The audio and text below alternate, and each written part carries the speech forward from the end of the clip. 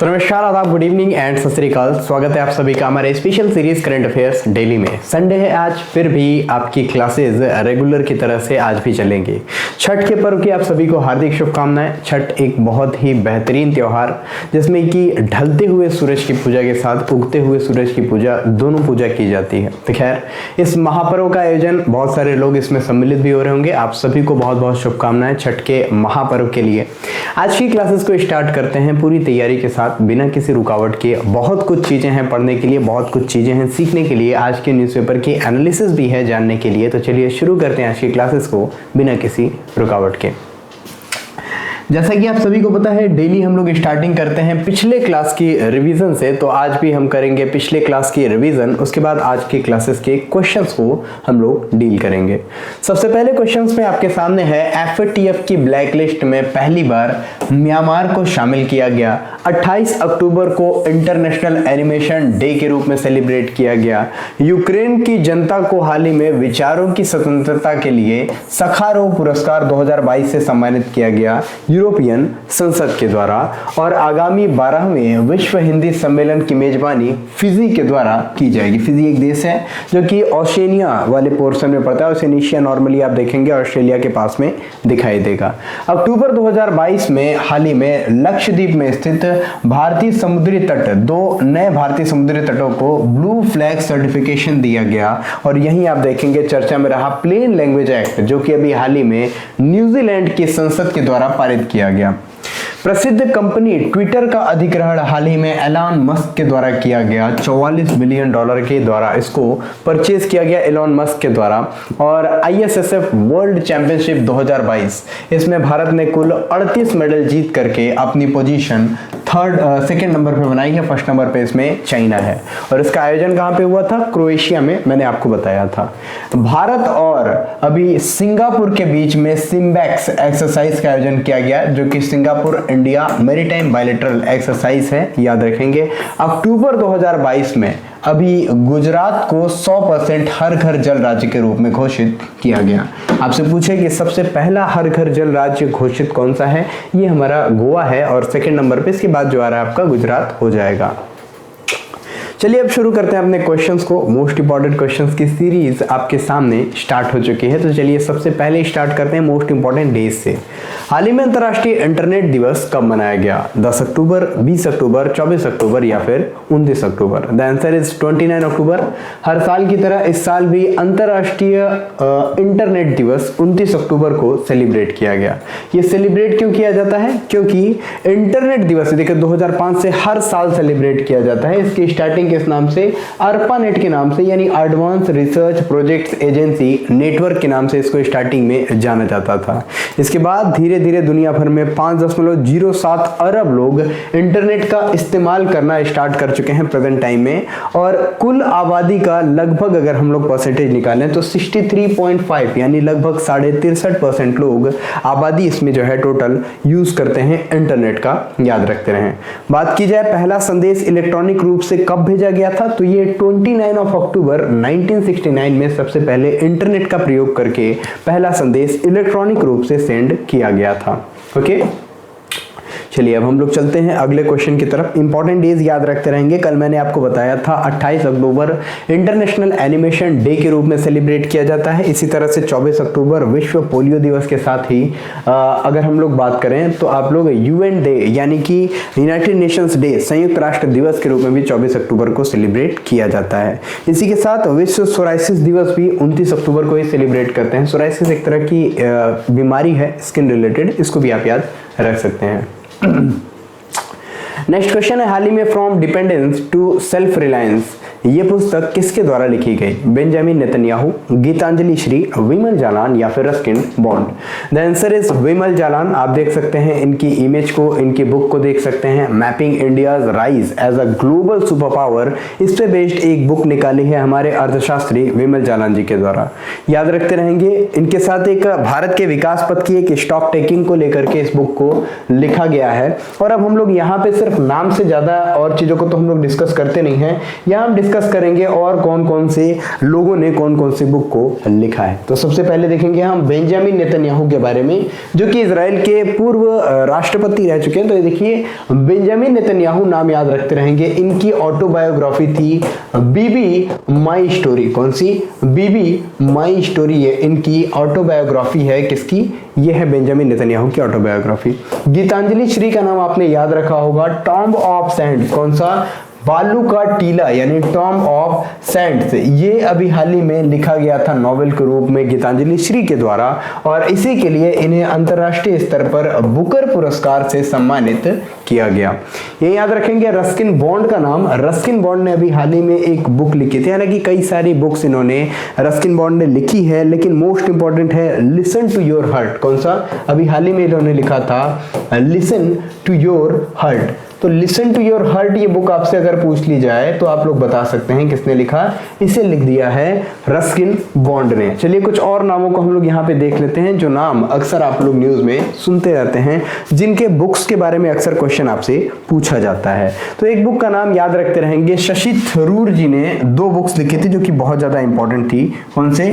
शशि थरूर याद रखते रहेंगे। शशि थरूर कांग्रेस से रिलेटेड है, हमारे पूर्व विदेश मंत्री भी रह चुके हैं, और शशि थरूर जी की जो बुक है ये मोस्ट इंपॉर्टेंट, जिसमें से एक बुक है एन एरा ऑफ डार्कनेस। कौन सा? An era of darkness. और दूसरी जो इन्होंने बुक लिखी ये बुक है द पैराडॉक्सियल प्राइम मिनिस्टर। कौन सा? The paradoxical prime minister. ये भी आपके लिए इंपॉर्टेंट हो जाती है बुक। और इसी के साथ याद रखते रहेंगे, अगर पॉलिटिकल लोगों की ही बात की जाए तो स्मृति ईरानी की पहली उपन्यास याद रखते रहेंगे। स्मृति ईरानी द्वारा लिखित पहली इनकी जो उपन्यास है, पहली इनकी जो नॉवेल है, इसका नाम है लाल सलाम। ठीक है, लाल सलाम, ये भी याद रखते रहेंगे। चलिए अब हम अगले क्वेश्चन की तरफ मूव करते हैं। क्वेश्चन नंबर नेक्स्ट आपका वेट कर रहा है, और अगला क्वेश्चन कुछ इस तरह से आपके सामने आ चुका है। द क्वेश्चन इज, पहले आसियान भारत स्टार्टअप फेस्टिवल 2022 का उद्घाटन कहां पे हुआ? स्टार्ट करने से पहले आपसे एक क्वेश्चन पूछना चाहूंगा, क्या भारत आसियान का मेंबर है? देखिए इसका आंसर तो हो जाएगा भारत आसियान का मेंबर नहीं है, क्योंकि ये क्वेश्चन ही बता रहा है भारत और आसियान अलग अलग हो गया। इसका मतलब भारत आसियान ग्रुप्स का मेंबर नहीं है। दूसरी चीज, आसियान ग्रुप में कितने टोटल मेंबर जो है पार्टिसिपेट करते हैं, कितने टोटल मेंबर्स हैं, कितने मेंबर कंट्रीज हैं जो कि आसियान का पार्ट हैं, ये आपको कमेंट सेक्शन में बताना है। तो देखिए हाल ही में पहले आसियान भारत स्टार्टअप फेस्टिवल 2022 का उद्घाटन किया गया इंडोनेशिया में। इसको पूरी डिटेल में देख सकते हैं आप लोग। इंडोनेशिया के बोगोर में विज्ञान और प्रौद्योगिकी यानी कि साइंस एंड टेक डिपार्टमेंट के सचिव हैं, सेक्रेटरी हैं डॉक्टर सिरुरी चंद्रशेखर, जिन्होंने 27 अक्टूबर 2022 को बोगोर जो कि इंडोनेशिया में है, पहले आसियान भारत स्टार्टअप महोत्सव की स्टार्टिंग कर दी है। ये 3 दिन तक चलेगा, 27 से 30 अक्टूबर 2022 तक। और यहीं पे याद रखते रहेंगे, ये आसियान भारत राजनयिक संबंधों की 30 वर्ष की वर्षगांठ बनाने के लिए ये जो सेलिब्रेट किया जा रहा है उसका एक हिस्सा है। अब हम बात करते हैं आसियान की। ये आपको आसियान दिखाई दे जाएगा। आसियान टोटल 10 कंट्रीज का एक संगठन है, जिसमें कि Myanmar, Thailand, Cambodia, Singapore, Indonesia, यहीं पे Laos, Vietnam, Brunei, Malaysia and Philippines, in 10 countries को मिला करके एक पूरा संगठन आसियान कहलाता है। आसियान का फुल फॉर्म मैं चाहूंगा आप लोग कमेंट सेक्शन में लिखें, बहुत ही ज्यादा इंपॉर्टेंट है फुल फॉर्म इसका।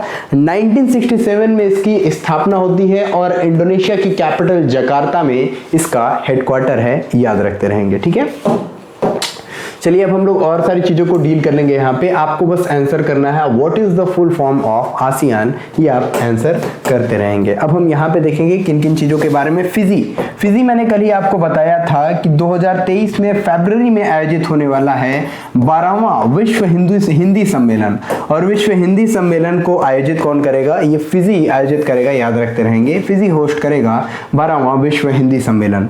मिस्र की बात की जाए, मिस्र यानी कि इजिप्ट, COP27 का आयोजन कहां पे किया जाएगा? ये किया जाएगा इजिप्ट में, इजिप्ट के शर्म अल शेख में, ये याद रखते रहेंगे। भारत की बात की जाए तो भारत शंघाई कॉरपोरेशन ऑर्गेनाइजेशन की अगले साल होने वाली मीटिंग को होस्ट करेगा। साथ ही G20 की अध्यक्षता और G20 के सारे मीटिंग्स भी भारत में होने वाली हैं 2023 में, याद रखते रहेंगे।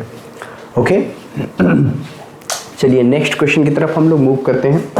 जितने क्वेश्चंस थे वो सारे क्वेश्चन हो गए। आसियान का फुल फॉर्म मैं कमेंट सेक्शन में देखना चाहता हूं, तो आप लोग तुरंत आंसर कर देंगे। नेक्स्ट क्वेश्चन है, अक्टूबर 2022 में वीरांगना दुर्गावती टाइगर रिजर्व को किस राज्य के 7वें टाइगर रिजर्व के रूप में मंजूरी प्रदान की गई? उत्तराखंड, मध्य प्रदेश, राजस्थान या फिर छत्तीसगढ़।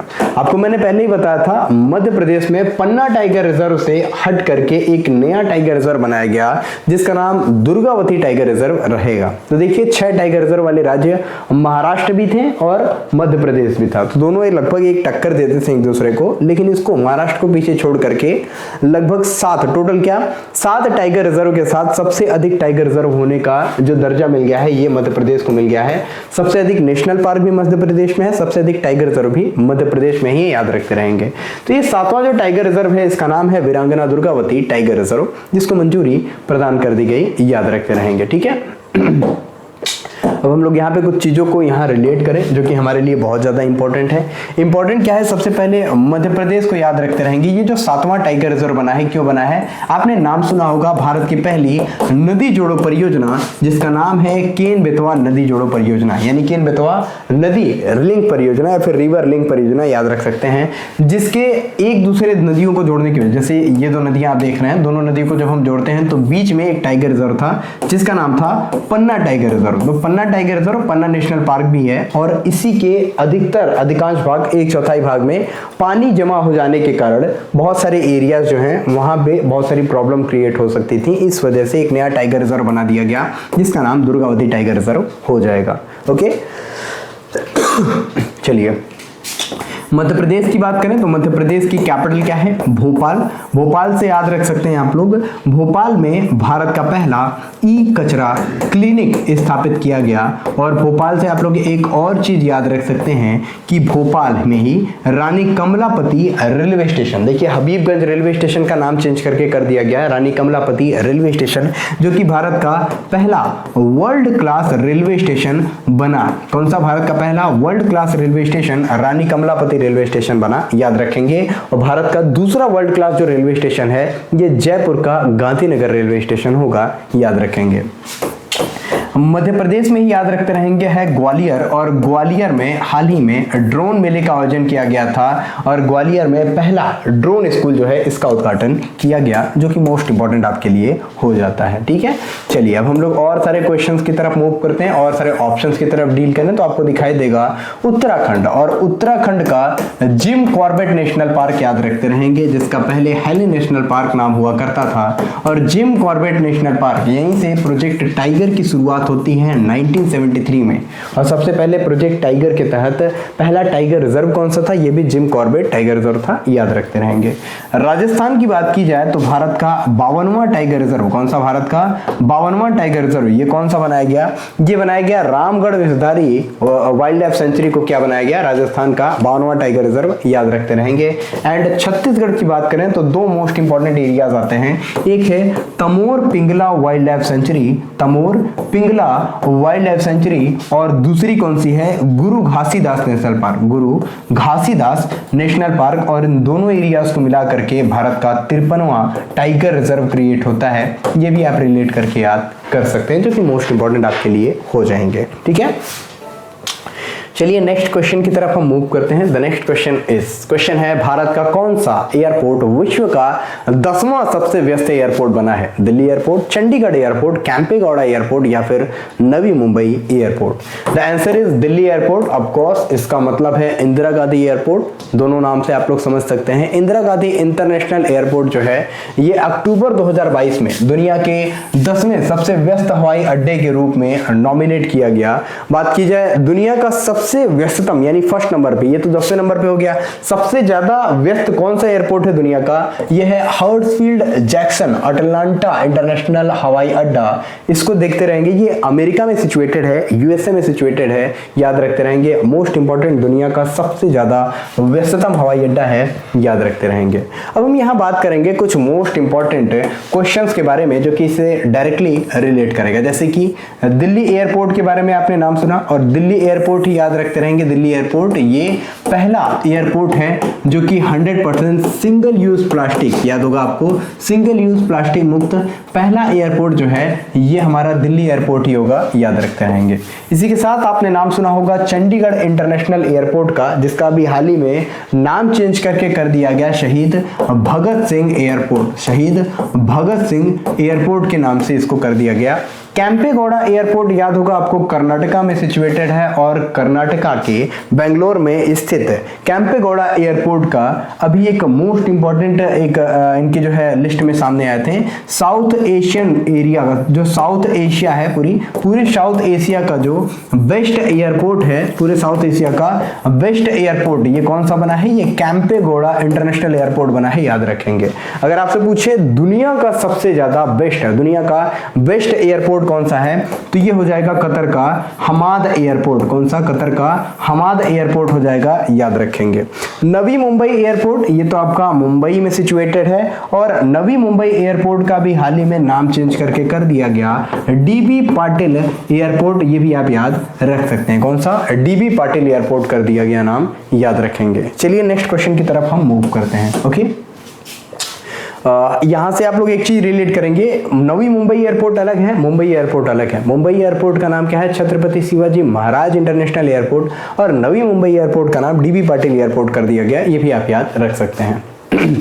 नेक्स्ट क्वेश्चन है, हाल ही में भारत और फ्रांस की हवाई सेना के द्वारा गरुड़ संयुक्त अभ्यास कहां आयोजित किया गया। तो मैंने आपको बताया था शक्ति, वरुण और गरुड़ ये 3 अभ्यास होते हैं भारत और फ्रांस के बीच में, और अभी हाल ही में गरुड़ ये जो अभ्यास हुआ बायलैटरल एक्सरसाइज है, भारत और फ्रांस के बीच में होने वाला एक्सरसाइज है, और हवाई सेना यानी कि एयरफोर्स के बीच में होने वाली एक्सरसाइज है, जोधपुर में आयोजित किया गया, राजस्थान के जोधपुर में, और इसमें याद रखेंगे 26 अक्टूबर से शुरू होकर 12 नवंबर तक ये चलेगा। कई मायनों में ये पूरी तरीके से एक अलग टाइप की वॉर प्रैक्टिसेस को यहाँ पे लेकर के सामने आता है, तो खैर यहाँ पे आप याद रखते रहेंगे। फ्रांस के बारे में कुछ चीजों को हम डील करें और यहाँ पे कुछ एक्सरसाइजेस को हम लोग डील करेंगे। तो फ्रांस सबसे पहले याद रखेंगे, फ्रांस भारत के लिए एक बहुत ही स्ट्रेटेजिक अलायंस है प्रेजेंट टाइम में। और फ्रांस की बात की जाए तो इसकी कैपिटल क्या है, पेरिस। पेरिस जो कि फ्रांस की कैपिटल है, किस नदी के किनारे है, तो याद रखेंगे सीन नदी के किनारे है। और अभी आपने नाम सुना होगा COP 21 का, 2015 में कॉन्फ्रेंस ऑफ पार्टीज 21 का आयोजन किया गया था, और इसी आयोजन में लाया गया था इंटरनेशनल सोलर अलायंस को। इंटरनेशनल सोलर अलायंस जिसकी हेडक्वार्टर कहाँ पे स्थित है, गुरुग्राम हरियाणा में स्थित है, याद रखेंगे। और अभी हाल ही में जो इसकी इंटरनेशनल सोलर अलायंस की जो 5वीं बैठक हुई, इसमें अध्यक्ष के रूप में दोबारा से इंडिया को और सह अध्यक्ष के रूप में फ्रांस को दोबारा से चुन लिया गया है। और याद रखेंगे इस ISA पहल के लिए नरेंद्र मोदी, कौन से, the prime minister of India Narendra Modi and the president of France जिनका नाम है इमैनुअल मैक्रो और नरेंद्र मोदी को क्या है, champions to the earth award से सम्मानित किया गया था यूनाइटेड नेशन डेवलपमेंट प्रोग्राम के द्वारा, ये भी आप याद रखते रहेंगे। और यहीं पे फ्रांस की बात की जाए तो अभी हाल ही में फ्रांस की जो नई प्राइम मिनिस्टर बनाई गई हैं, ये फ्रांस की दूसरी महिला प्राइम मिनिस्टर हैं, यानी प्रधानमंत्री हैं। इनका नाम क्या है, इनका नाम है एलिजाबेथ बोर्न। नाम याद रखते रहेंगे, लिखते चले जाएंगे, मोस्ट इंपॉर्टेंट है। ये सारे क्वेश्चन आपसे वन लाइनर फॉर्मेट में अक्सर पूछे जाते हैं। चलिए नेक्स्ट क्वेश्चन पे चलने से पहले एक चीज और याद रखते रहेंगे, जो हमारा 2026 का समर ओलंपिक होने वाला है, ये फ्रांस की कैपिटल पेरिस में ही आयोजित होगा, याद रखेंगे। चलिए अब हम लोग कुछ और चीजों को यहाँ पे डील करते हैं। कौन कौन सी चीजों को डील कर सकते हैं यहाँ पे, हम डील कर सकते हैं बहुत सारे इंपॉर्टेंट क्वेश्चंस को, जैसे कि हिमाचल प्रदेश की बात की जाए तो अभी हिमाचल प्रदेश के बकलोह में आयोजित किया गया था मोस्ट इंपॉर्टेंट अभ्यास, जिसका नाम है वज्र प्रहार अभ्यास। भारत और यूएसए के बीच में बायलैटरल एक्सरसाइज है। उत्तराखंड की बात की जाए तो उत्तराखंड के अभी हाल ही में औली में आयोजित किया गया कौन सा, हमारा युद्ध अभ्यास नाम की एक्सरसाइज। कौन सा अभ्यास, युद्ध अभ्यास नाम की जो एक्सरसाइज है भारत और अमेरिका के बीच में हुआ, याद रखते रहेंगे। और उत्तराखंड के चौबटिया में भी अभी हाल ही में भारत और यूके के बीच में एक्सरसाइज का आयोजन किया गया था। केरल तट पे आपको याद ही होगा मालाबार तट है, और अक्सर यहाँ पे भी मैरीटाइम एक्सरसाइज जो है होस्ट किए जाते हैं। अगले क्वेश्चन की तरफ हम मूव करते हैं, क्वेश्चन नंबर नेक्स्ट की तरफ हम मूव करते हैं, और क्वेश्चन नंबर नेक्स्ट आपके सामने है। हाल ही में कौन सा गांव भारत का पहला नेट जीरो एनर्जी कम्युनिटी बना है? मोढेरा, गहमर, मट्टूर या फिर बाचा गांव? याद रखते रहेंगे, नेट जीरो एनर्जी कम्युनिटी ये मोढेरा बना है, गुजरात का एक गांव है। गुजरात में एक जिला है, याद रखते रहेंगे, गुजरात में जो जिला है उसका नाम है मेहसाणा जिला, और गुजरात के मेहसाणा जिला में सिचुएटेड है मोढेरा। और मोढेरा में गुर्जर का मोढेरा ये भारत का पहला 24/7 सोलर ऊर्जा क्षेत्र के रूप में कार्यरत है। विशुद्ध पूरी तरह से शून्य ऊर्जा यहाँ पे नेट जीरो एमिशन या जीरो कार्बन उत्सर्जन भी यहाँ पे होता है, ये भी ध्यान में आप रख सकते हैं। ठीक है, कुछ समय पहले मैंने आपको बताया था कि भारत का पहला 24/7 सौर ऊर्जा से संचालित गांव कौन सा है? मैंने आपका इसका आंसर बताया था मोढेरा, जो कि गुजरात में है, मेहसाणा जिले में। ये आपने याद रख ही लिया था। इसी के साथ बाचा गांव को भी याद रखते रहेंगे। बाचा गांव क्या है? ये मध्य प्रदेश का एक गांव है जो कि भारत का पहला सौर ऊर्जा से संचालित 100% सौर ऊर्जा से संचालित गांव है। तो ये 100% सौर ऊर्जा से संचालित गांव है, लेकिन मोढेरा जो है 24/7 ये क्या है? पहला गांव है जो कि 24/7 सौर ऊर्जा से संचालित गांव है। ये भी आप याद रख सकते हैं, मोस्ट इंपॉर्टेंट है। यहाँ पे हम लोग सबसे पहले गुजरात की बात कर लेते हैं। मोढेरा कहाँ पे है? गुजरात के मेहसाणा जिले में। तो हम लोग गुजरात को पहले डील कर लेते हैं। गुजरात जो कि गुड गवर्नेंस इंडेक्स में फर्स्ट पोजीशन पे रहा। गुजरात जो कि महाराष्ट्र को पीछे छोड़ते हुए मैन्युफैक्चरिंग इंडेक्स में फर्स्ट पोजीशन पे रहा। कौन सा इंडेक्स? मैन्युफैक्चरिंग इंडेक्स में फर्स्ट पोजीशन पे रहा। गुजरात जो कि निर्यात तैयारी सूचकांक में फर्स्ट पोजीशन पे रहा। कौन सा? निर्यात तैयारी सूचकांक में फर्स्ट नंबर पे रहा। और गुजरात की ही बात करें तो गुजरात हमारा कौन सा? सर्वाधिक एफडीआई फॉरेन डायरेक्ट इन्वेस्टमेंट पाने वाला सबसे पहला जो राज्य है ये हमारा गुजरात हो जाता है। और इसी गुजरात की अगर हम बात करें तो गुजरात हाईकोर्ट याद रख सकते हैं आप लोग। गुजरात हाईकोर्ट जो कि भारत की पहली हाईकोर्ट में न्याय घड़ी लगाने वाला पहला हाईकोर्ट हो जाएगा। ये भी आप याद रख सकते हैं, मोस्ट इंपॉर्टेंट खबरों के रूप में आपके सामने आ जाता है। ठीक है, और गुजरात के सूरत में भारत की जो पहली मेट्रो रेल लाइन चल रही है अहमदाबाद से मुंबई तक, इसके बीच में जो सूरत आपका आएगा ताप्ती नदी के किनारे, ये सूरत भारत का पहला मेट्रो नहीं है, बुलेट ट्रेन स्टेशन के रूप में बन करके तैयार हो गया है। भारत का पहला बुलेट ट्रेन स्टेशन कहां पे बन के तैयार हुआ? ये हमारा बन करके तैयार हुआ है सूरत में, याद रखते रहेंगे। ओके, डिफेंस एक्सपो भी हमारे गुजरात में ही हुआ था, ये भी आप याद रख सकते हैं। अब हम बात करते हैं किसकी? अब हम बात करेंगे अपने गहमर की बात करें तो ये भारत का सबसे बड़ा, भारत का क्या, एशिया का सबसे बड़ा जो गांव है इसका नाम क्या है? गहमर है। कहां पे सिचुएटेड है ये उत्तर प्रदेश में सिचुएटेड हो जाएगा। इसी के साथ आप मट्टूर याद रखते रहेंगे। कर्नाटका का एक गांव है मट्टूर, जहां पे बोलचाल की भाषा में आज भी संस्कृत भाषा का यूज किया जाता है। तो संस्कृत भाषी इकलौता गांव कौन सा? हमारा मट्टूर है, याद रखते रहेंगे। चलिए अगले क्वेश्चन की तरफ हम मूव करते हैं। बहुत सारी चीजें आपकी एक ही क्वेश्चन में कवर हो गई और अगले क्वेश्चन की तरफ अब हम मूव कर रहे हैं। द क्वेश्चन इज, हाल ही में किस देश को नोबेल पुरस्कार समारोह में शामिल होने से प्रतिबंधित कर दिया गया? अभी आपने सुना होगा रूस और बेलारूस को नोबेल पुरस्कार सम्मान में शामिल होने से मना कर दिया गया। इसके बाद एक और देश जिसका नाम ईरान है, इसे अभी हाल ही में नोबेल पुरस्कार सम्मान में शामिल होने से मना कर दिया गया। रशिया और बेलारूस इन दोनों को बैन किया गया इसलिए क्योंकि इन दोनों ने यूक्रेन के ऊपर आक्रमण में एक तरीके से कंबाइनली भूमिका निभाई थी और 8 महीने हो गए अभी तक रशिया और यूक्रेन का वॉर थमा नहीं है। इसके साथ याद रखेंगे जब हम बात करते हैं ईरान की, तो ईरान में भी मानसा अमीनी की डेथ के बाद, मानसा अमीनी आपने नाम सुना होगा, बहुत ज्यादा इंपॉर्टेंट है, इस समय बहुत ज्यादा विरोध प्रदर्शन हो रहा है ईरान में। मानसा अमीनी एक ऐसी लेडी है जिन्होंने हिजाब ढंग से नहीं पहना था, जिसको लेकर के खुले विचारों की एक महिला जिनका हिजाब ढंग से सर पे नहीं था, जिसकी वजह से वहां की एक स्पेशल पुलिस उनको अरेस्ट करती है और जिसकी वजह से उनकी डेथ हो जाती है। और बाद में गवर्नमेंट ये क्लेम करती है कि इनकी डेथ जो है पुलिस की वजह से नहीं हुई है, इनकी डेथ नेचुरली हुई है। लेकिन जब पोस्टमार्टम किया जाता है तो उनके शरीर पे बहुत सारे चोट के निशान पाए जाते हैं। इसको लेकर के बहुत ही ह्यूज लेवल पे प्रोटेस्ट देखा जाता है ईरान में, जो कि ह्यूमन राइट्स का वायलेशन और बहुत सारे विरोध यहाँ पे महिलाओं के द्वारा भी देखे जा रहे हैं। इस वजह से ईरान को बैन कर दिया गया है। किस चीज से ईरान को बैन कर दिया गया है? नॉर्मली किस चीज से? ये नोबेल पुरस्कार से, याद रखते रहेंगे। ठीक है, ईरान, जिसकी कैपिटल क्या है, तेहरान है। और यहीं पे आप याद रखते रहेंगे यहाँ पे कौन सी करेंसी चलती है, अक्सर आपसे पूछा जाता है rial is the currency of Iran. और यहीं पे ईरान से याद रखते रहेंगे इसके जो प्रेजेंट टाइम में राष्ट्रपति हैं, इनका नाम क्या है, इब्राहिम राइसी, ये भी आप नाम याद रख सकते हैं। और ईरान का मोस्ट इंपॉर्टेंट एक आपका चाबहार पोर्ट, जो कि मोस्ट इंपॉर्टेंट है, इसको लेकर के चाबहार दिवस भी सेलिब्रेट किया जाता है।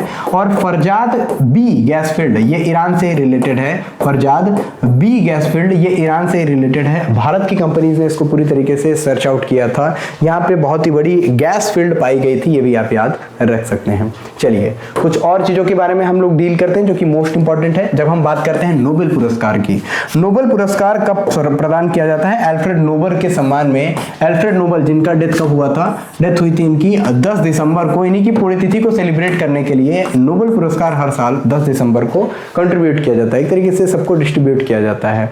और ये कितनी कैटेगरीज में दिया जाता है, टोटल ये 6 कैटेगरीज में दिया जाता है। कौन कौन सी कैटेगरीज है मैं चाहूंगा आप लोग कमेंट सेक्शन में बताएं। बहुत सिंपल सा है, मैंने आपको पढ़ाया भी था। साइंस की तरफ अगर हम जाएं तो फिजिक्स, केमिस्ट्री, फिर उसके बाद से आपका कौन सा होता है, फिजियोलॉजी। फिजियोलॉजी जिसको कि हम लोग मेडिसिन के रूप में भी जानते हैं, तो फिजियोलॉजी बोलिए या फिर मेडिसिन बोलिए, medicine, physiology, physics, chemistry, medicine यानी कि फिजियोलॉजी, ये 3 क्षेत्र आपके नॉर्मली हो जाते हैं। इसके बाद से आप जब बात करेंगे लिटरेचर यानी कि साहित्य के क्षेत्र में, ये जो होते हैं नोबेल पुरस्कार बांटे जाते हैं। और मतलब इसी के तरीके से पूरे जो टोटल 6 कैटेगरीज हैं, मैं चाहूंगा आप लोग कमेंट सेक्शन में मेंशन करें। बहुत ही सिंपल से हैं, 4 मैंने बता ही दिए, 2 और आप लोग आसानी से इसमें सिंपल सा ऐड कर सकते हैं। सबसे अंतिम में जो ऐड हुआ इसका कौन सा नाम है, सबसे अंतिम में जो ऐड हुआ इसे हम लोग अर्थशास्त्र यानी कि इकोनॉमिक्स के नाम से जानते हैं। तो इकोनॉमिक्स में भी सबसे अंत में इसको ऐड किया गया था। 1967 में लगभग जो है इकोनॉमिक्स में नोबेल पुरस्कार ये प्रोवाइड करना जो है स्टार्ट कर दिया गया था,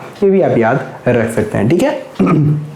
चलिए नेक्स्ट क्वेश्चन की तरफ हम लोग मूव करते हैं। बहुत ही इंपॉर्टेंट क्वेश्चंस के रूप में हम लोग डील करेंगे। पहले हम लोग कुछ इंपॉर्टेंट ऑप्शंस को भी यहाँ पे डील कर लें। तो म्यांमार की बात की जाए, अभी हाल ही में FATF की ब्लैक लिस्ट में शामिल होने वाला, FATF की ब्लैक लिस्ट में शामिल होने वाला जो कंट्री, जो देश है, ये हमारा म्यांमार है, याद रखते रहेंगे। ब्लैक लिस्ट इसको पहली बार किया गया है। हालांकि उत्तरी कोरिया और ईरान की बात की जाए, ये दोनों पहले से ब्लैक लिस्टेड थे FATF की ब्लैक लिस्ट में। फाइनेंशियल एक्शन टास्क फोर्स नाम याद होगा आपको। और FATF की ग्रे लिस्ट से अभी हाल ही में बाहर आ चुका है 4 साल के बाद। कौन, पाकिस्तान बाहर आ चुका है। देखते हैं कब तक बाहर रहेगा, बहुत जल्द अंदर भी जा सकता है। तुर्की की बात करें तो तुर्की है, जिसे टर्की के नाम से भी आप जानते हैं, इसे भी हाल ही में FATF की ग्रे लिस्ट में शामिल किया गया है। और तुर्की के साथ ही UAE, यूनाइटेड अरब एमिरेट्स को भी ग्रे लिस्ट में शामिल कर दिया गया है FATF के। ओके, यहाँ पे हम लोगों ने सारे क्वेश्चंस को कवर कर लिया जितने क्वेश्चंस हमें आज पढ़ने थे। और होमवर्क देख लीजिए, लास्टली क्लासेस में जो होमवर्क हम लोगों ने आपको प्रोवाइड किया था, होमवर्क था BQ.1 का पहला मामला जो कि ओमिक्रॉन का सब वेरिएंट है, ये पाया गया था पुणे में, महाराष्ट्र के पास। महाराष्ट्र में पुणे है, याद रखते रहेंगे। आज का क्वेश्चन है आपके लिए, हाल ही में अमेरिकी मुद्रा पर प्रदर्शित होने वाली पहले एशियाई अमेरिकी कौन है, अन्ना मे वोंग, केतनजी ब्राउन जैक्सन, कमला हैरिस या फिर माया एंजेलो। इसका आंसर आप सभी को करना है। बहुत उम्मीद रखता हूं मैं आप सभी से कि आप सभी इसका आंसर करेंगे। मैं चाहूंगा आप सभी इसका आंसर जल्द से जल्द करें कमेंट सेक्शन में। अब हम बात करेंगे अपने आज के न्यूज़पेपर की एनालिसिस की। मोस्ट इंपॉर्टेंट क्वेश्चंस है, मोस्ट इंपॉर्टेंट एनालिसिस है, इसको जरूर याद रखें क्योंकि कई सारे क्वेश्चंस आपसे न्यूज़पेपर से डायरेक्टली पूछ लिए जाते हैं। तो चलिए शुरू करते हैं उन क्वेश्चंस को, उन एनालिसिस को जो कि आज के न्यूज़पेपर में निकाले गए। सबसे पहले यहाँ पे काला नमक राइस की बात की गई, जिसके बारे में बताया गया कि अब और भी स्मॉल और भी स्ट्रॉन्ग फॉर्मेट में ये दिखाई देगा, क्योंकि इंडियन एग्रीकल्चरल रिसर्च इंस्टीट्यूट, जिसको हम लोग IARI के नाम से भी जानते हैं, तो IARI ने अभी हाल ही में सक्सेसफुली टेस्ट किया है 2 नए टाइप के ड्वार्फ वैरायटीज को उत्तर प्रदेश के श्रावस्ती में, जो कि डबल यील्ड प्रोवाइड करेगा। नॉर्मली देखेंगे ड्वार्फ टाइप की ये जो मतलब नई प्रजाति है, ड्वार्फ यानी कि बौना होता है, और ये जो काला नमक आप देखेंगे, ये जो चावल है काला नमक टाइप का आपको दिखाई दे रहा है। ब्लैक टाइप के इसके कुछ कलर में नॉर्मली दिखाई देते हैं और इसमें बहुत ही ज्यादा एक खुशबू एक टाइप की होती है काला नमक से रिलेटेड, इस वजह से इसे काला नमक चावल कहते हैं। गौतम बुद्ध से रिलेटेड है, ये भी आप याद रखते रहेंगे। नॉर्मली इसका जो प्रोडक्शन होता है ये नेपाल में और इंडिया में अगर बात की जाए तो उत्तर प्रदेश के लगभग 11 डिस्ट्रिक्ट्स में जो कि तराई रीजन से रिलेटेड है, यहाँ पे इसका प्रोडक्शन होता है नॉर्थ ईस्टर्न उत्तर प्रदेश में, जिसमें कि श्रावस्ती वगैरह जितने भी एरियाज हैं वहाँ पे इसको देखा जाता है।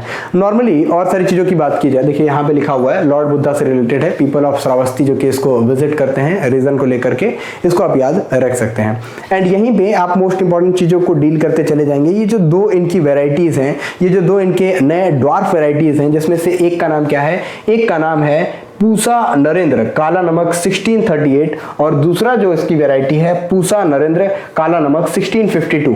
इन दोनों नामों को याद रखते रहेंगे। ये काला नमक चावल की दो ड्वार्फ वैरायटीज को बनाया गया है, जेनेटिकली मॉडिफाइड नॉर्मली इसको हम लोग बोल सकते हैं, उस तरीके का है।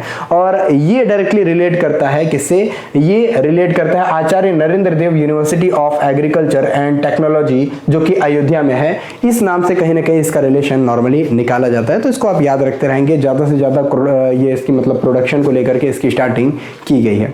नॉर्मली बात की जाए तो ट्रेडिशनली ये जो काला नमक राइस है ये प्रोटेक्टेड किया गया है जियोग्राफिकल इंडिकेशन यानी जीआई टैग के अंदर। और जीआई टैग आपको पता होगा, जीआई टैग ये कि पीपल जो कि श्रावस्ती से रिलेटेड है रिमेंबर करते हैं इसको एक तरीके से, इसके फ्रेग्रेंस को लेकर के, इसकी जो काला नमक नाम की जो लॉर्ड बुद्धा के गिफ्ट के रूप में इसको जो माना जाता है, पैडी के रूप में इसको जाना जाता है, और ये जो ब्लैक कलर की इसकी स्पेशल जो कलर है उसके लिए ये जाना जाता है। जीआई टैग मोस्ट इंपॉर्टेंट है, याद रखते रहेंगे। सबसे पहले जीआई टैग जो है दार्जिलिंग की चाय को दिया गया था, और जब भी किसी भी प्रोडक्ट को जीआई टैग दिया जाता है तो ये ग्लोबली इंडिकेशन होता है एक तरीके से कि ये पर्टिकुलर जो प्रोडक्ट है ये पूरे वर्ल्ड में इस जगह पे मिलता है, इसको याद आप रख सकते हैं। नेक्स्ट आप देखेंगे terrorist using technology to harm society. ये एस जयशंकर जी की एक स्टेटमेंट है। नॉर्मली आपने अभी सुना होगा यूनाइटेड नेशन सिक्योरिटी काउंसिल की एक टेररिज्म के अगेंस्ट में एक मीटिंग होती है न्यू दिल्ली यानी कि इंडिया में। यहाँ पे बहुत ही कंट्रीज, जितने भी कंट्रीज हैं इनके रिप्रेजेंटेटिव आपको दिखाई देंगे। इसमें आपको इंडिया की तरफ से एस जयशंकर दिखाई देंगे, रुचिरा कंबोज दिखाई देंगी, और इसी के साथ और सारी कंट्रीज के भी लोग इसमें आपको नॉर्मली इमेज में दिखाई दे जाएंगे। यहाँ पे बहुत सारी बातों को करते हुए एस जयशंकर ने बहुत सारी चीजों पे फोकस किया। दिल्ली डिक्लेरेशन इसको नॉर्मली बोला जा रहा है क्योंकि दिल्ली में इन चीजों पे पूरा आयोजन किया गया। क्योंकि अगर भारत की बात की जाए तो भारत, देखिए सबसे पहले हम लोग यूनाइटेड नेशन सिक्योरिटी काउंसिल की बात कर लेते हैं। यूनाइटेड नेशन सिक्योरिटी काउंसिल में टोटल 5 परमानेंट मेंबर हैं। इन 5 परमानेंट मेंबर्स में एक हो जाएगा आपका यूएसए, दूसरा हो जाएगा आपका रशिया, तीसरा हो जाएगा आपका चाइना, चौथा हो जाएगा आपका यूनाइटेड किंगडम यानी कि ब्रिटेन, और पांचवा कौन सा हो जाएगा, पांचवा हो जाएगा फ्रांस। इन 5 कंट्रीज को तो permanent member of United nation security council कहते हैं। इसके अलावा जो 10 मेंबर होते हैं जो सिर्फ 2 वर्ष के लिए चुने जाते हैं, इनका कार्यकाल 2 साल का होता है, तो इंडिया भी इसमें 2 साल के लिए चुना गया। इंडिया की मेंबरशिप जो है ये दिसंबर 2022 में पूरी तरीके से कंप्लीट हो जाएगी, और इसके बाद से इंडिया जो है non permanent member of UNSC भी नहीं रह जाएगा। तो इसलिए बहुत सारी यहाँ पे मीटिंग समिट्स हो रही हैं टेररिज्म के अगेंस्ट में, जहाँ पे नॉर्मली एक्सटर्नल अफेयर मिनिस्टर जो हमारे एस जयशंकर हैं, इन्होंने कई सारी चीजों को मतलब बताना स्टार्ट किया। कंक्लूडिंग डे के रूप में यूनाइटेड नेशन सिक्योरिटी काउंसिल की टेररिज्म कमेटी के स्पेशल मीटिंग में इंडिया की तरफ से इन्होंने बहुत सारी चीजों पे फोकस करने की बात की। मोस्ट इंपॉर्टेंट इनकी जो लाइन है, ये जीरो टॉलरेंस रखेंगे टेररिज्म के ऊपर। किसी भी तरह का आतंकवाद होगा उस पर किसी भी तरीके के टॉलरेंस को नहीं देखा जाएगा। और एस जयशंकर ने इसी चीजों में आगे बढ़ाते हुए टेरर ग्रुप्स को नॉर्मली यहाँ पे स्टेट करते हुए बोला, पर्टिकुलरली बहुत ही ओपन और लिबरल सोसाइटीज को आपको बनाना बहुत ज्यादा इंपॉर्टेंट है। और जो इंटरनेट और सोशल मीडिया प्लेटफॉर्म है, ये कभी भी किसी भी तरीके से ये टूल किट के रूप में, टेररिज्म के टूल किट के रूप में ना इसको यूज किया जाए, और मिलिटेंट ग्रुप इसको किसी भी तरीके का प्रोपोगेंडा को स्प्रेड करने के लिए नहीं यूज कर सकें। रेडिकलाइजेशन और कॉन्स्पिरेसी थ्योरीज, इन सारी चीजों को एम करके किसी भी तरह की ये डिसएस्टैब्लिशमेंट, ये इन सारी चीजों को, ऐसी साइट्स को, इन चीजों को ना आगे बढ़ाया जा सके, इन सारी सोसाइटीज को किसी भी तरीके से इंपैक्ट ना किया जा सके, ये सारी बातों को यहाँ पे बताया गया एस जयशंकर जी के द्वारा। तो इसको आप याद रख सकते हैं, ठीक है। नॉर्मली आपसे दिल्ली डिक्लेरेशन करके चीजें पूछी जा सकती हैं, तो ये कुछ चीजें आप ध्यान रखेंगे। और नॉर्मली नेक्स्ट आपको एनालिसिस दिखेगा, चाइना और जो कंट्री है ये लगातार अपने रोड्स को अपग्रेड करती चली जा रही है ऑपोजिट साइड में ईस्टर्न लद्दाख में। यहाँ पे आप देखेंगे जब भी पूरे कश्मीर के मैप को कुछ इस तरीके से आप देख सकते हैं, और कश्मीर के मैप में आपको इधर वाला जो पोर्शन दिखाई देगा ये पाक ऑक्युपाइड कश्मीर है, पाकिस्तान ने इस पे कब्जा करके रखा हुआ है। ये जो पोर्शन है इसको पाकिस्तान बोलता है आजाद कश्मीर, हालांकि ये पीओके का ही पार्ट है। पीओके यानी पाकिस्तान ने इसको भी इलीगली ऑक्युपाइड किया हुआ है। इधर का कुछ एरिया आपको दिखाई देगा जो कि आक्साई चीन के रूप में जाना जाता है, चाइना ने इस पे कंट्रोल किया हुआ है। चाइना इस पे 1962 के वॉर में बहुत आगे तक बढ़ाया था। और इसके साथ ही यहाँ पे आप देखेंगे क्या, यहीं पे सिचुएटेड है एक लेक जिसे कि पेंगोंग लेक के नाम से हम लोग जानते हैं। पेंगोंग लेक, आपने 3 इडियट मूवी का जो लास्ट सीन देखा था उसमें जो झील दिखाती है, जो लेक दिखाती है, यही है पेंगोंग लेक। पेंगोंग सो मींस TSO इस तरीके से लिखा जाता है, पेंगोंग सो लेक। इस लेक के बारे में बताया गया, normally line of actual control जो कि लद्दाख में सिचुएटेड है, जिसे LAC के नाम से हम लोग जानते हैं। इसके ऑपोजिट साइड में बहुत ज्यादा डेवलपमेंट चाइना की तरफ से देखा जा रहा है, इंडिया की तरफ से भी डेवलपमेंट हो रहे हैं, लेकिन खैर ये एक कंट्रोवर्शियल एरिया है, इसको याद रखना चाहिए। एंड चाइना की तरफ से एग्रेसिवनेस थोड़ी सी इधर थोड़ी कम देखी जा रही है, लेकिन फिर भी बॉर्डर की डिस्प्यूट को ये कहीं भी कोई भी फाइनल लुक देने की कोशिश यहाँ पे नहीं कर पा रहे हैं। यहाँ पे अगर बात की जाए तो कुछ एरियाज हैं जहाँ पे इंडिया और चाइना के बीच की जो कंट्रोवर्सी है इसको काउंटर किया गया है, जिसमें कौन सा, गोगरा और हॉट स्प्रिंग, जहाँ पे पूरी बातें हो चुकी हैं गोगरा एंड हॉट स्प्रिंग पे। और दो जो एरिया हैं, कौन से दो एरियाज हमारे जो डेमचक और देपसोंग करके हैं, डेमचक एंड देपसोंग, ये दो एरियाज अभी भी कंट्रोवर्सी का मुद्दा बने हुए हैं इंडिया और चाइना के बीच में। यहाँ भी लगातार कई राउंड की बातचीत चली जा रही है। ओके, नेक्स्ट आप देखेंगे citing attack against ships. Russia ने क्या किया है, सस्पेंड कर दिया है ग्रेन की सप्लाईज को। एक्चुअली अभी रशिया और यूक्रेन के बीच में एक डील हुई थी कि हम लोग कुछ भी हो जाए ग्रेन की सप्लाई को नहीं रोकेंगे, अनाज की सप्लाई को नहीं रोकेंगे, अनाज की सप्लाई लगातार चलती रहेगी। लेकिन अभी हाल ही में रशिया ने इसको बंद कर दिया, रशिया ने बैन कर दिया किस चीजों को, ये जो ग्रेन की यानी कि अनाज की सप्लाई हो रही थी इसको रोक दिया। ये कह करके कि किसने यूक्रेन ने, इन्होंने जो डिक्लेरेशन साइन किया था, यूक्रेन ने जो बातचीत और जो समझौता किया था उसको एक तरीके से कट डाउन कर दिया है, उसको एक तरीके से तोड़ दिया है। तो यूनाइटेड नेशन ये जो ब्रोकन ग्रेन का एक तरीके से एक्सपोर्ट करना था, इस डील को 9 मिलियन टन से भी ज्यादा ग्रेन्स का जो एक्सपोर्ट करना था यूक्रेन की तरफ से, और फिर उसके से ब्रॉट डाउन करना था इसको ग्लोबल फूड प्राइजेस को क्योंकि आपको पता है यूक्रेन एंड रशिया ये ग्रेनरी ऑफ द वर्ल्ड के रूप में भी जाने जाते हैं। और मॉस्को ने जो डायरेक्टली क्लेम किया है माइनर डैमेज को लेकर के, जब भी इन्होंने एक प्री डाउन अटैक किया था नेवी और सिविलियन इनके वेसल्स के ऊपर, तो इसको लेकर के इन्होंने थोड़े से कंसर्न जारी किए हैं और इन्होंने कहा है कि अगर हमारे ऊपर इसी तरीके से अटैक होता रहेगा तो हम लोग इस डील को कंटिन्यू नहीं कर पाएंगे। ये जो ग्रेन की सप्लाई है, अनाज की सप्लाई है, इसको हम लोग यहीं पे बंद करते हैं। तो ये आप लोग हिंदी और इंग्लिश दोनों न्यूज़पेपर में देख सकते हैं। और इसके अलावा नॉर्थ स्ट्रीम पाइपलाइन में जो विस्फोट हुआ था, इस विस्फोट की भी वारदात में ब्रिटेन की नौसेना की तोड़फोड़ की कार्रवाई थी, ये बात सामने आई है। अभी तक यूएसए के ऊपर चर्चा की जा रही थी, अब यूक्रेन को मतलब यूक्रेन एंड नॉर्मली देखा जाए तो ब्रिटेन की नौसेना की तोड़फोड़, इन सारी चीजों के जानने के बाद रशिया और भी ज्यादा एग्रेसिव मूव लेकर के सामने आ रहा है। नेक्स्ट आप देखेंगे ये एक बड़ी अजीब सी घटना हुई, कहां पे, सियोल में। सियोल कहां पे है, साउथ कोरिया की कैपिटल है सियोल। साउथ कोरिया याद होगा आपको, जिसकी कैपिटल है सियोल, और सियोल पीस प्राइज से नरेंद्र मोदी को सम्मानित किया गया था। साउथ कोरिया याद रखेंगे, मून जे इन अभी हाल ही में यहाँ के राष्ट्रपति हैं। एक्चुअली हुआ क्या, यहाँ पे कोविड के बाद से बहुत ही लॉकडाउन का पालन किया जा रहा था, मास्क फ्री कहीं पे भी घूमना अलाउड नहीं था, बहुत ही ज्यादा स्ट्रिक्ट रूल फॉलो किए जा रहे थे। लेकिन अचानक से गवर्नमेंट की तरफ से एक स्टेटमेंट आता है कि आप क्या कर सकते हैं, आप मास्क फ्री पार्टीज में जा सकते हैं, पार्टी कर सकते हैं, घूम सकते हैं, एंजॉय कर सकते हैं। बस इतना सुनते ही जितने भी लोग थे सियोल के, यानी जितने भी लोग टोटल आपको साउथ कोरिया के दिखाई देंगे, ये सभी लोग अचानक से घर से बाहर निकल गए। जितने भी यूथ थे ये निकल गए, सड़कों पे आ गए, कई सारे जगहों पे जाकर के ये अपने पार्टीज मनाना शुरू कर दिए। हैलोवीन क्राउड एक तरीके का स्टार्ट हो गया और इन्होंने हैलोवीन एक तरह का, इनका जो फेस्टिवल एक तरह का जो इन्होंने पार्टी मनाने की जो स्टार्टिंग की थी, इसमें अचानक से क्या होता है, बहुत सारे लाखों लोग एक ही जगह पे, छोटी सी जगह पे इकट्ठा हो जाते हैं, जिसकी वजह से कई सारे लोग निकलते समय में ये होता है कि दरवाजे के पास या फिर निकलते टाइम में बहुत ज्यादा भीड़ हो जाती है और इस भीड़ में बहुत सारे लोग दब करके, एक दूसरे के नीचे दब करके बहुत सारे लोगों की डेथ हो गई। बहुत ही ज्यादा दर्दनाक मौत यहाँ पे बहुत सारे लोगों को देखने को मिली। ये लेकर के बहुत बड़ी कंसर्न, बहुत बड़ी एक तरीके से चिंता जारी की गई सियोल यानी कि साउथ कोरिया के द्वारा, याद रखते रहेंगे। ठीक है, तो ये हैवलिन उत्सव के दौरान भगदड़ मची, 120 लोगों की मौत हो गई टोटल, मृतकों की संख्या और भी बढ़ सकती है इसका अंदेशा है। ये थोड़ी सी एक दर्दनाक चीजें जो हैं आपको जानने को मिल जाएंगी।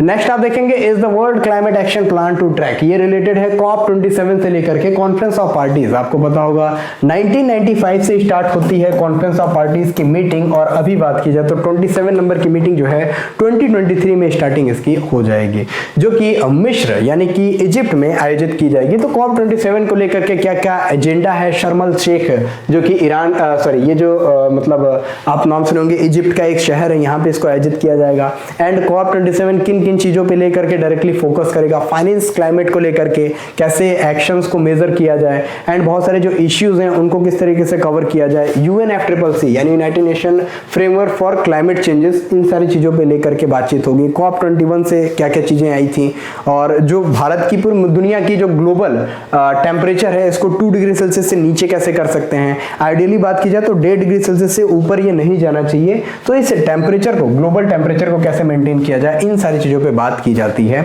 यहाँ पे इंपॉर्टेंट क्या है, अगर आप यूपीएससी एस्पिरेंट है तो आपसे क्वेश्चन क्या पूछेगा, just wait, sorry for this, थोड़ा खांसी आ गया।